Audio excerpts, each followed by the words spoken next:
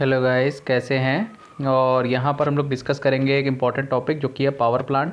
Power plant का मतलब क्या होता है कि इंडिया में जो भी इलेक्ट्रिसिटी का उत्पादन हो रहा है, जो भी जनरेशन हो रहा है, वो किस मेथड के थ्रू हम लोग करते हैं और कितने टाइप के पावर प्लांट इंडिया में हैं, ये सारी की सारी चीज़ें हम यहाँ पर डिस्कस करने वाले हैं। मेन जो पावर प्लांट्स हैं जो हमको यहाँ पर डिस्कस करने हैं वो हैं thermal power plant, hydro power plant और न्यूक्लियर पावर प्लांट। इनको समझाने से पहले मैं कुछ आपको बेसिक बताना चाहूँगा कि एक्चुअली में इलेक्ट्रिसिटी का जनरेशन या उत्पादन कैसे किया जाता है। तो आप लोगों को इतना तो बेसिक पता होगा कि अगर हमको इलेक्ट्रिसिटी को उत्पन्न करना है या फिर उसका उत्पादन करना है तो उसके लिए हमको एक जनरेटर लगाना पड़ेगा। जनरेटर को कई बार हम लोग अल्टरनेटर भी बोल देते हैं, ठीक है। तो यहाँ पर अब आप लोगों को ये बात भी पता होगी कि अल्टरनेटर कहो या जनरेटर कहो, उसकी एक शैफ्ट होती है। उस शैफ्ट को हमको क्या करना पड़ता है, रोटेट कराना पड़ता है। जैसा कि आपने नॉर्मल घरों वाले जो छोटे लेवल की अगर मैं बात करूं तो छोटे लेवल पर जब हम इलेक्ट्रिसिटी, घर में लाइट चली जाती है तो हम लोग जनरेटर का इस्तेमाल करते हैं। तो उस जनरेटर को हमको क्या करना पड़ता है, एक रस्सी के द्वारा हमको उसको रोटेट कराना पड़ता है और रोटेट कराने के थोड़ी देर बाद लाइट क्या हो जाती है, आ जाती है। तो कुल मिला के अल्टरनेटर का प्रिंसिपल जो ये कहता है कि उसकी जो शैफ्ट होती है उसको हमको रोटेट कराना पड़ेगा। अब अगर छोटे लेवल पे हम लोग बात करेंगे तो छोटे लेवल पर हम लोग हाथ से ही इसको घुमा सकते हैं, लेकिन अगर मैं बड़े लेवल पे बात करूं, जैसे कि इंडस्ट्रियल लेवल पर बहुत बड़ी इंडस्ट्री है पावर सेक्टर की, हाइड्रो पावर प्लांट है, न्यूक्लियर पावर प्लांट, तो वहाँ पर इसको इतने बड़े बड़े जनरेटर्स और अल्टरनेटर्स ये सब लगे रहते हैं कि उसको हाथ से नहीं घुमाया जा सकता है। तो उसको इम्प्लीमेंट करने के लिए हम लोग किस टेक्निक का इस्तेमाल करते हैं, पहले तो वो बेसिक मैं आपको बता देता हूँ। यहाँ पर सपोज दैट हमारे पास एक अल्टरनेटर है। उस अल्टरनेटर से इलेक्ट्रिसिटी को उत्पन्न कराने के लिए हमको इसकी शैफ्ट को क्या कराना पड़ेगा, रोटेट कराना पड़ेगा। तो अब हम इसकी शैफ्ट को रोटेट कराने के लिए यहाँ पर एक लगा देते हैं टरबाइन, एक टरबाइन लगा देते हैं, ठीक है। अब ये टरबाइन क्या होता है, टरबाइन रोटेट करता है तो ये शैफ्ट भी रोटेट करती है, उसके साथ अल्टरनेटर भी क्या होने लगता है, इसके जो कंडक्टर अंदर लगे हुए हैं वो मैग्नेटिक फील्ड में रोटेट करने लगते हैं और यहाँ से इलेक्ट्रिसिटी का उत्पादन हो जाता है। अब इस टरबाइन को घुमाएगा कौन, क्वेश्चन ये उठता है कि अल्टरनेटर, ये जो मैंने बताया आपको, मैं फिर से बता दे रहा हूँ कि ये हमारा एक अल्टरनेटर है जिससे हमको इलेक्ट्रिसिटी को प्रोड्यूस करवाना है। अब इस अल्टरनेटर की शैफ्ट को रोटेट कौन कराएगा, टरबाइन रोटेट कराएगा, ठीक है। ये जो टरबाइन है ये रोटेट कराएगा इसको। अब टरबाइन को रोटेट कौन कराएगा, अब टरबाइन को रोटेट कराने के पास हमारे पास बहुत सारे मेथड है। मेथड नंबर 1, अगर हम क्या करें, हाई प्रेशर स्टीम यहाँ पर फ्लो कराएं, हाई प्रेशर स्टीम फ्लो कराएं, तो जिसकी हेल्प से टरबाइन के जो ब्लेड होंगे वो क्या होने लगेंगे, घूमने लगेंगे और ये शैफ्ट भी क्या होने लगेगी, रोटेट होने लगेगी, इससे इलेक्ट्रिसिटी का उत्पादन होने लगेगा। अब यहाँ पर हम किसका इस्तेमाल कर रहे हैं, स्टीम का इस्तेमाल कर रहे हैं। तो हमारा पावर प्लांट कौन सा हो जाएगा, ये पावर प्लांट हो जाएगा स्टीम पावर प्लांट, ठीक है। ये स्टेप नंबर 1, ये मेथड नंबर 1 है, सॉरी। दूसरा तरीका क्या हो सकता है, अगर हम इस टरबाइन पर काफ़ी ऊंचाई से इस तरह से पानी को गिराएं, ठीक है, इस तरह से, तो ये टरबाइन के ब्लेड क्या होंगे, रोटेट होंगे और फिर से ये शैफ्ट भी रोटेट होगी और अल्टरनेटर के कंडक्टर रोटेट होंगे और इलेक्ट्रिसिटी का उत्पादन हो जाएगा। अब यहाँ पर हम लोग पानी का इस्तेमाल कर रहे हैं, इसलिए इस पावर प्लांट को हम लोग हाइड्रो पावर प्लांट कहेंगे। इसी तरह से जब हम न्यूक्लियर एनर्जी की हेल्प से टरबाइन को घुमाएंगे तो यहाँ पर इसको हम लोग बोलेंगे न्यूक्लियर पावर प्लांट। तो यहाँ पर बेसिकली 3 टाइप के प्रिंसिपल होंगे। जब हम स्टीम का इस्तेमाल करेंगे तो स्टीम पावर प्लांट होगा, जब हम वाटर का इस्तेमाल करेंगे तो हाइड्रो पावर प्लांट होगा, और जब हम न्यूक्लियर एनर्जी का इस्तेमाल करेंगे तो उसको हम लोग बोलेंगे न्यूक्लियर पावर प्लांट, ठीक है। तो हम लोग आगे बढ़ते हैं। ये मैं दिखा देता हूँ आपको एक डायग्राम। ये इस तरह से एक अल्टरनेटर होता है, अल्टरनेटर में ये इसकी शैफ्ट होती है, इसी शैफ्ट को हमको क्या कराना पड़ता है, रोटेट कराना पड़ता है, ठीक है। तो हम लोग सबसे पहले स्टार्ट करते हैं थर्मल पावर प्लांट से। थर्मल को पावर प्लांट का दूसरा नाम स्टीम पावर प्लांट भी होता है, स्टीम पावर प्लांट भी बोलते हैं, ठीक है। तो यहाँ पर ये एक इसका ब्लॉक डायग्राम बना हुआ है, इसको देख के बिल्कुल भी घबराना नहीं है, मैं बिल्कुल स्टेप बाय स्टेप आपको बताऊंगा कि इसमें प्रोसेस क्या होता है, आपको बिल्कुल बहुत अच्छे से समझ में आ जाएगा। देखिएगा इसमें है क्या। इसमें सबसे पहले ये आपको दिख रहा होगा कोल हॉपर है सॉरी।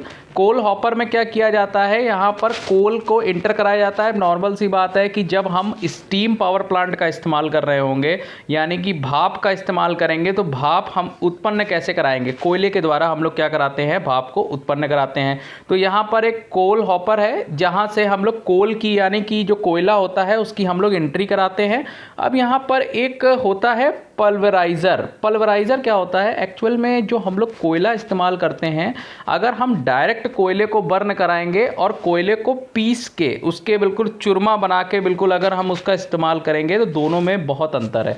अगर हम डायरेक्ट कोयले को बर्न करेंगे तो हमको इतनी एनर्जी नहीं मिलेगी और हमारी एफिशिएंसी बहुत बेकार रहेगी। अगर हम बिल्कुल कोयले को पीस के उसका बिल्कुल चूरा बना के अगर हम उसको जलाएंगे तो हमारी एफिशिएंसी जो सिस्टम की होती है वो बढ़ जाती है। उसी कोयले को चूरा बनाने के लिए हम लोग जो इस्तेमाल करते हैं वो इस्तेमाल करते हैं पल्वराइज़र का।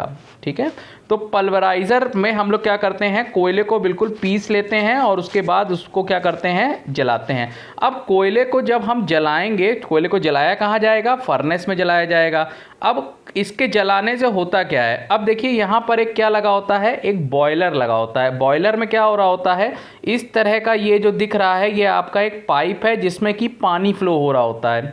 ठीक है, अब आप देख सकते हैं यहाँ से हम क्या कर रहे हैं, कोयले को जला रहे हैं।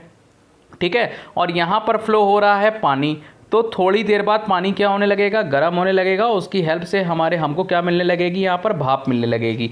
ठीक है, तो इस तरह से यहाँ पर हमको क्या मिलेगी, स्टीम मिलेगी।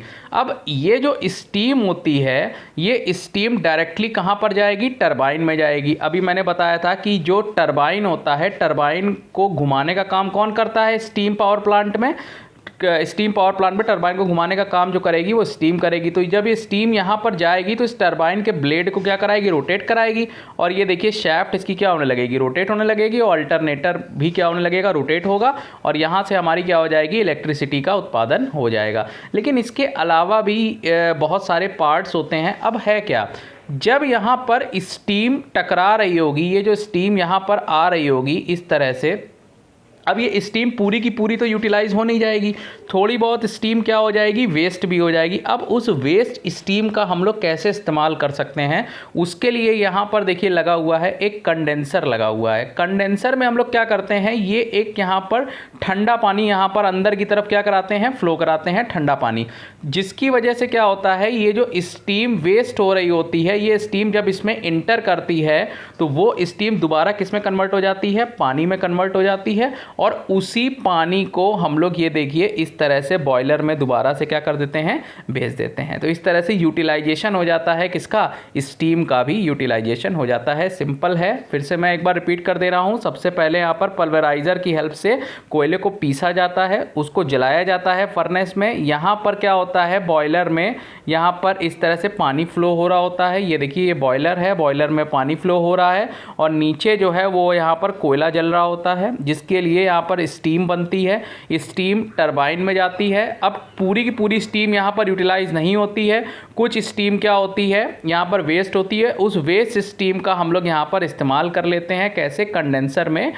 इस तरह से ये जो स्टीम होगी उस स्टीम को दोबारा से किस में कन्वर्ट करा देंगे, पानी में कन्वर्ट करा देंगे, जिसको संघनन प्रक्रिया कहा जाता है, कंडेंसेशन प्रोसेस। ठीक है, और इस पानी को हम लोग दोबारा से कहाँ भेज देते हैं, बॉयलर में भेज देते हैं। इससे यूटिलाइजेशन ऑफ स्टीम हो जाता है।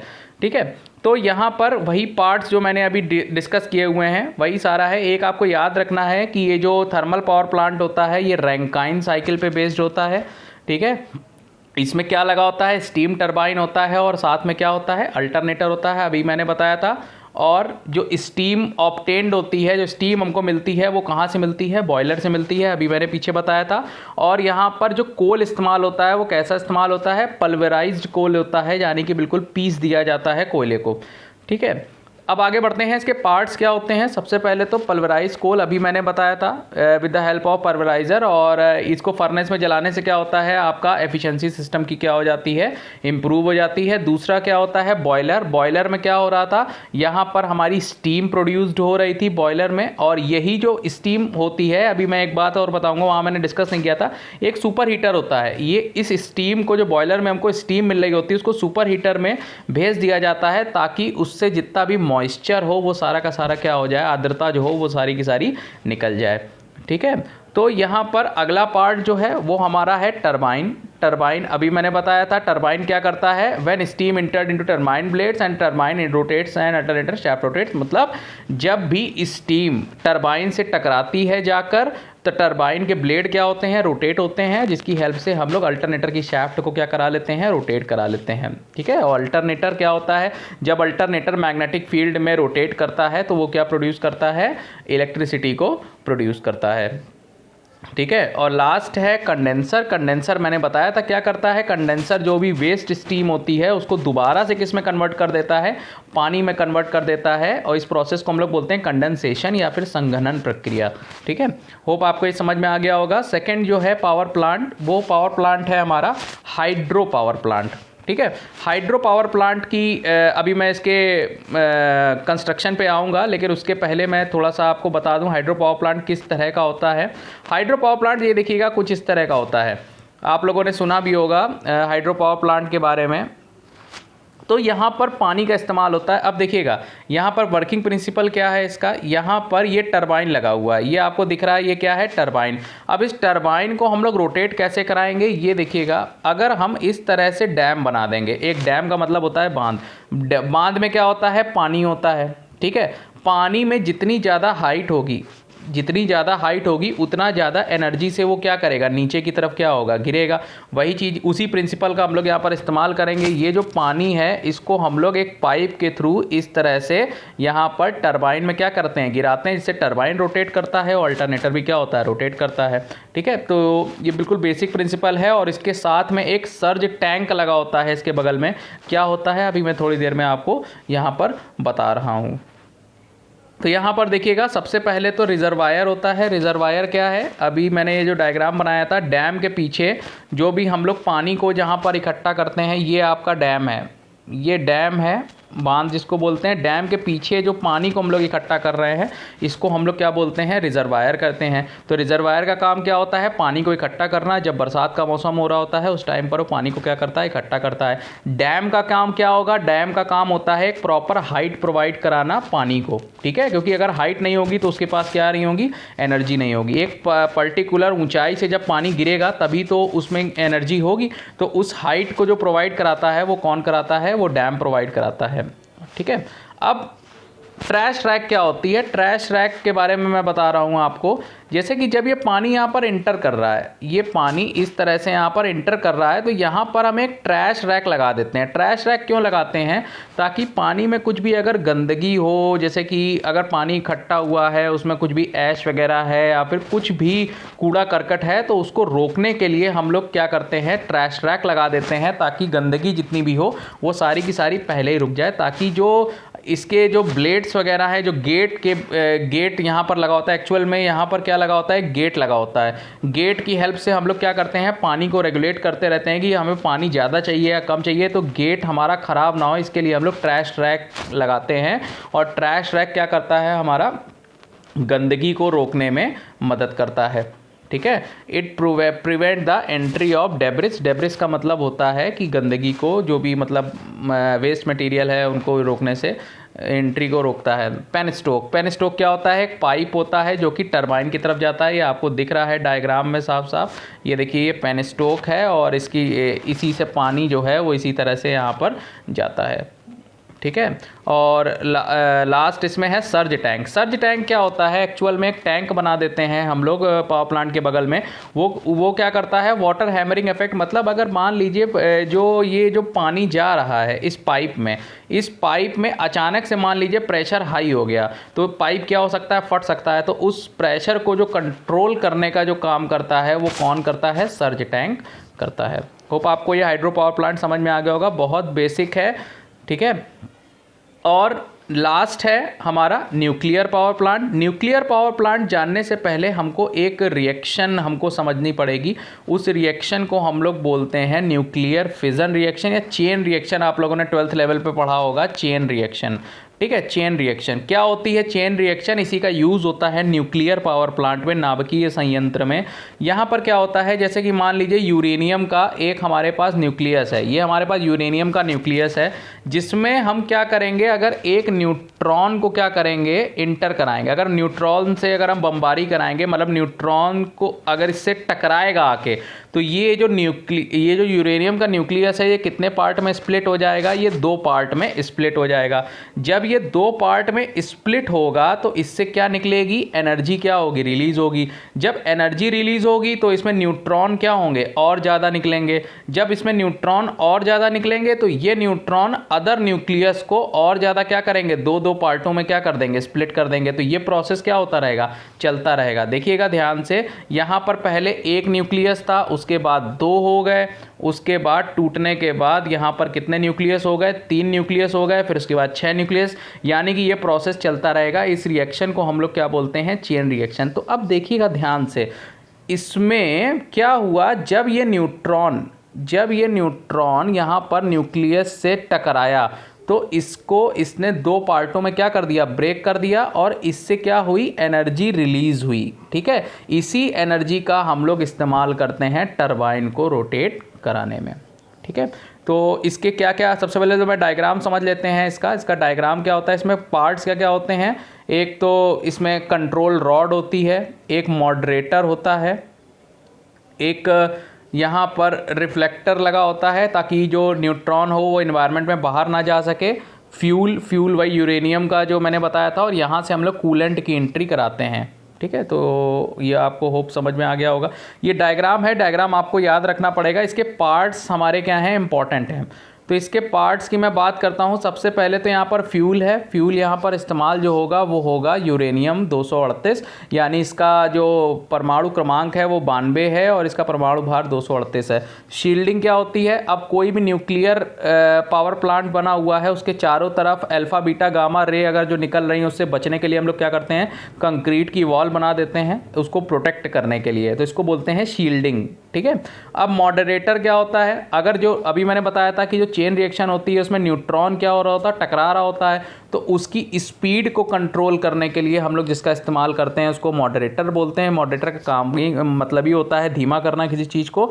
ग्रेफाइट और हैवी वाटर जिसको D2O बोलते हैं, इनका हम लोग इस्तेमाल करते हैं एज अ मॉडरेटर, ठीक है। अगली होती हैं हमारे पास कंट्रोल रॉड्स। अगर जो चेन रिएक्शन है अगर हमको फास्ट करानी है कि स्लो करानी है, उसको हम लोग यूज़ करते हैं कंट्रोल रॉड्स की हेल्प से, और ये बनी होती हैं कैडमियम और बोरॉन की। और लास्ट है कूलेंट। नॉर्मल सी बात है, जब एनर्जी निकल रही होगी तो वहाँ पर हम लोग का टेम्परेचर हाई हो जाएगा रिएक्टर का, उसको बैलेंस करने के लिए हम लोग कूलेंट का इस्तेमाल करते हैं, ठीक है।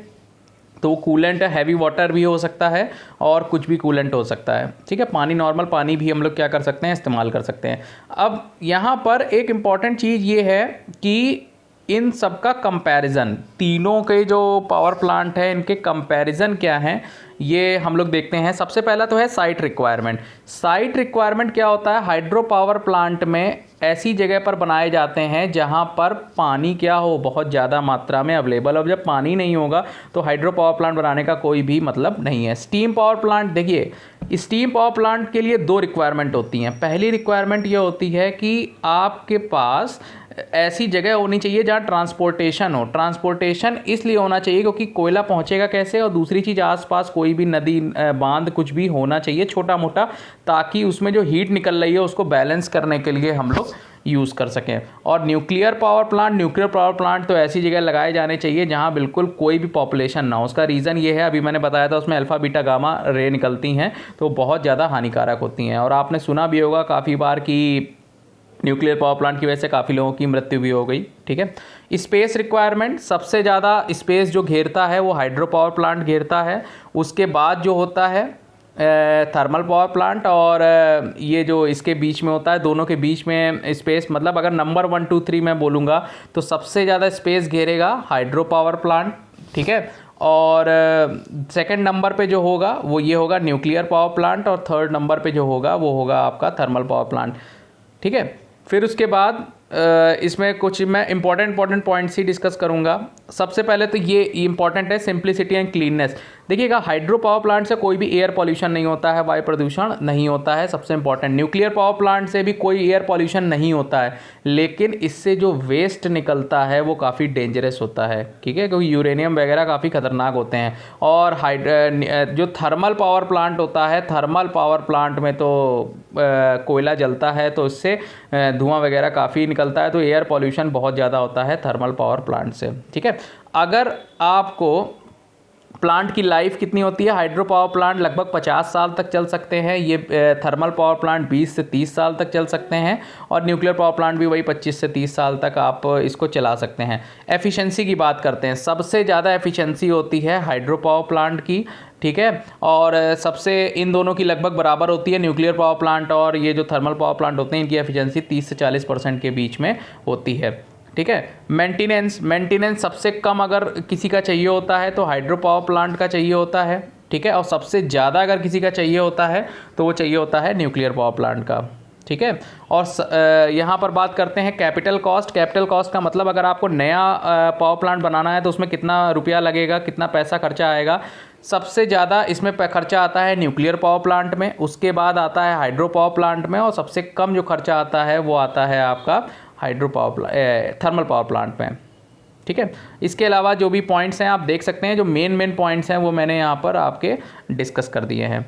होप आपको ये क्लियर होगा कि किस तरह से पावर प्लांट की वर्किंग होती है, कि इसके जो मेन वर्किंग कंपोनेंट्स हैं वो मैंने यहाँ पर डिस्कस कर दिए हैं। बस मैं फिर से आपको ये बता दूंगा कि मेन इसमें क्या होता है कि अल्टरनेटर और टरबाइन कपल्ड होते हैं, और टरबाइन को हमको घुमाना होता है। अब टरबाइन को घुमाने के लिए आप चाहें तो स्टीम का इस्तेमाल करें, या न्यूक्लियर एनर्जी का इस्तेमाल करें, या फिर हाइड्रो एनर्जी का इस्तेमाल करें, किसी का भी इस्तेमाल कर सकते हैं। होप आपको ये वीडियो अच्छा लगा होगा। अगर आपने अभी तक चैनल सब्सक्राइब नहीं किया हुआ है तो प्लीज़ चैनल को सब्सक्राइब कर लीजिए।